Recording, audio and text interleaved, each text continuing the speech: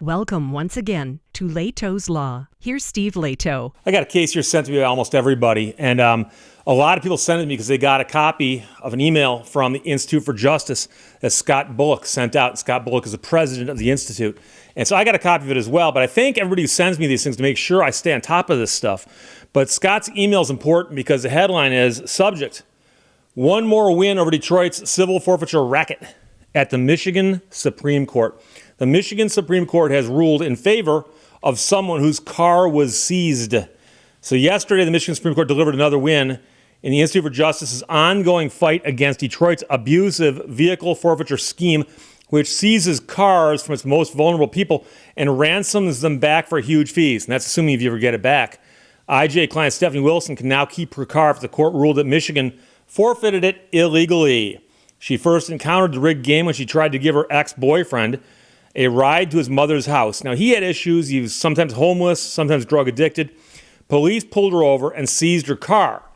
They found no drugs or other evidence of a crime, but Michigan took the car anyway through civil forfeiture by claiming it had been used to transport drugs. And that transporting concept became quite important at the Supreme Court, the state Supreme Court.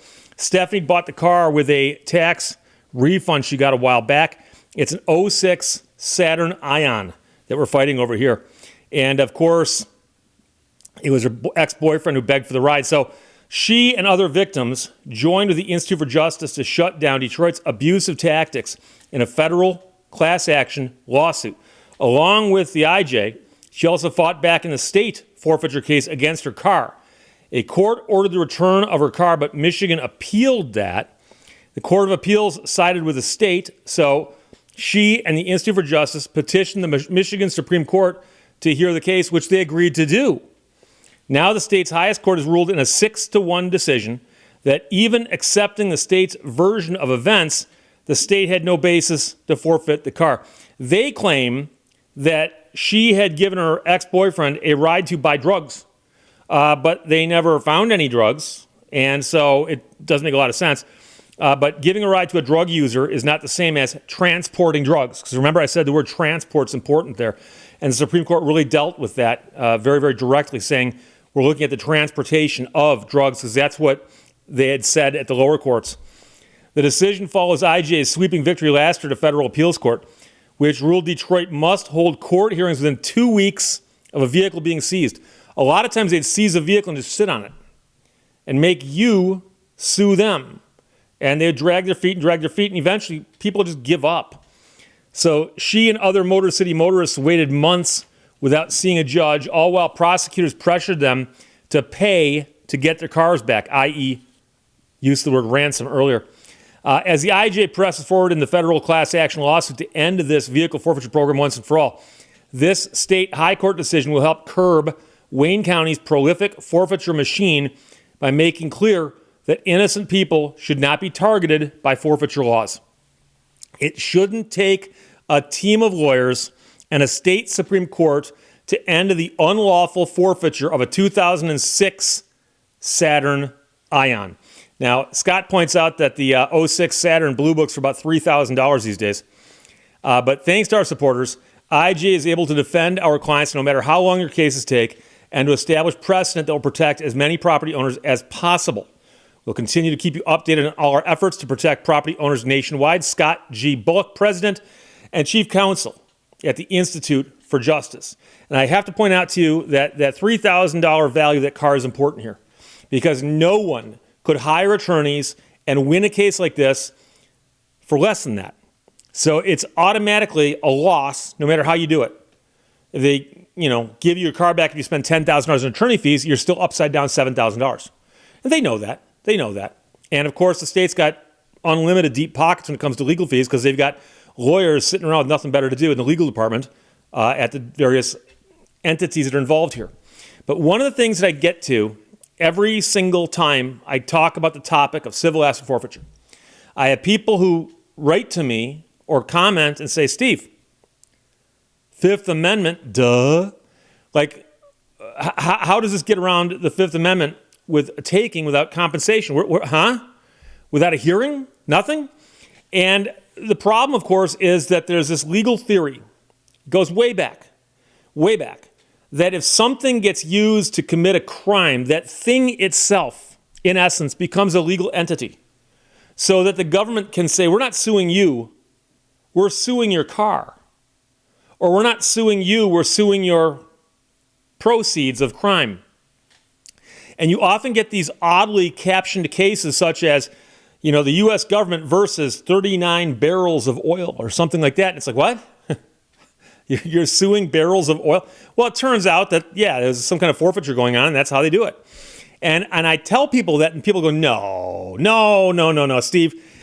Steve, you've got a sense of humor on some level, and you're clearly at this point just making stuff up. You're making stuff up. I'm going to put something on the screen right there and leave it there for the rest of this video.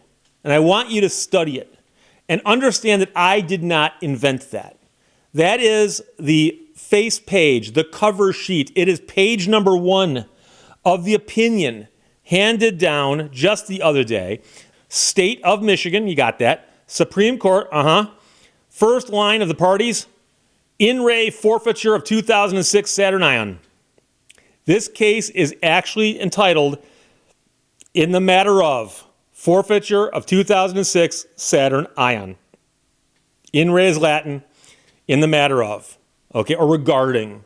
But in re forfeiture of 2006 Saturn Ion. Then it does say people of the state of Michigan, and then it does say 2006 Saturn Ion, and then it does say Stephanie Wilson as 3 parties here. But notice it's the people of the state of Michigan versus the 2006 Saturn Ion and Stephanie Wilson. But you'll notice that the parties here are listed as the people of the state of Michigan. Plaintiff, appellee, plaintiff means that they actually at one level brought a case. Appellee means that they're the opposing party to the appeal. The Saturn Ion is merely a defendant here and did not actually appeal anything, so they just are a defendant. And Stephanie Wilson is the claimant appellant, because she can't be the defendant. The car is the defendant. Now, I only laugh because it's absurd. It is absurd. So there is a case before the Michigan Supreme Court which arguably is about a car, and the car is a party. And the people who are arguing about that party are the state of Michigan, which wants to seize that car, and the woman who owns the car, and she's listed as a claimant. And that is absurd. That is utterly absurd. When I went to law school, and I realized, and I hope you do too, it was a long time ago. I went to law school a long time ago.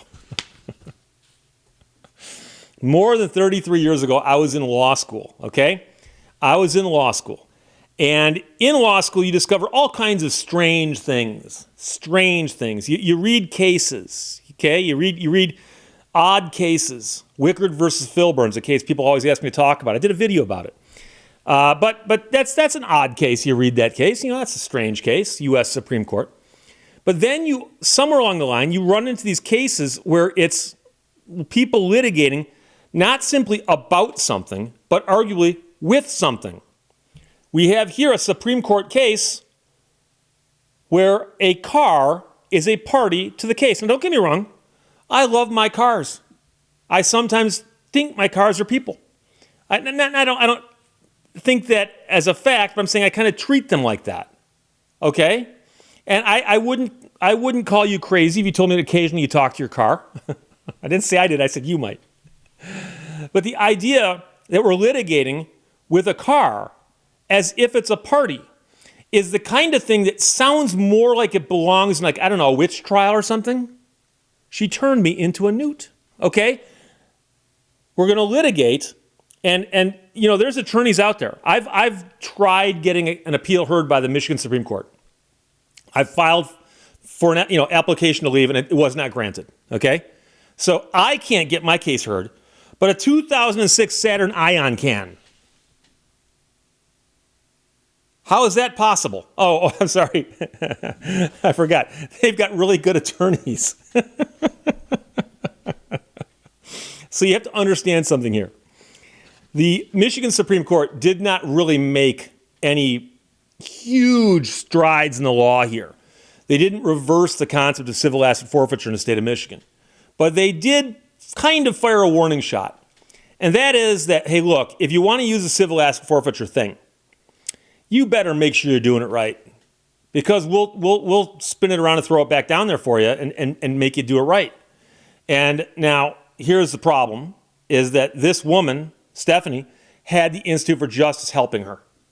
There's other people out there who had this problem and didn't have good attorneys. And we hope they can all find good attorneys. But a lot of people would look at it and go, okay, hang on a second. We're talking about a Saturn that's worth about, $3,092. $3,092. That's approaching scrap value. Not quite, but you know what I'm saying. A lot of people would say, I don't care. I'm going to walk away from it. Even if I could get it back, it's not worth the struggle, right? And so on principle, obviously, it's worth it. So this is a huge win. Anytime you can go to the Supreme Court of a state or Fed, when you get to the Supreme Court and you win a case, that's huge. That's huge. That's like making it the World Series, okay? And, let's suppose you're a pitcher. You make the World Series and you throw a winning game, boom. That goes in your resume, okay? So anytime you win a case at a state or the big Supreme Court, it's a win.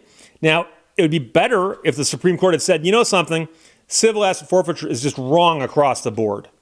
They didn't do that. And it's going to be a while before they do that. But I think what's going to happen is this opinion goes into great detail about Michigan's civil asset forfeiture laws and talks about it. And it's going to take legislatures to rewrite those or abolish them altogether. Because we do have a law in the books that says that civil asset forfeiture is doable. It just has to be the right circumstances. And the Supreme Court says this was not a correct circumstance. So it's a huge win for the Institute for Justice. As I always do, I'm going to tell you that you should support them and consider donating to them. They're a great organization. They do great work. And I'll put a link to them in the description below the video. And if you can, donate and support them. If you can't, still, go to the website, bookmark it, and check in periodically and see the great work they're doing. If nothing else, it's fascinating that these cases are still out there that need to be fought like this. So it's a huge win. I congratulate the Institute for Justice, Scott Bullock, and all the attorneys who worked on this case. Again, one more win over Detroit's civil forfeiture racket, this time at the Michigan Supreme Court. Questions or comments? Put them below. Let's talk to you later. Bye-bye. Thank you for watching Lehto's Law. Heaven forbid a Toyota.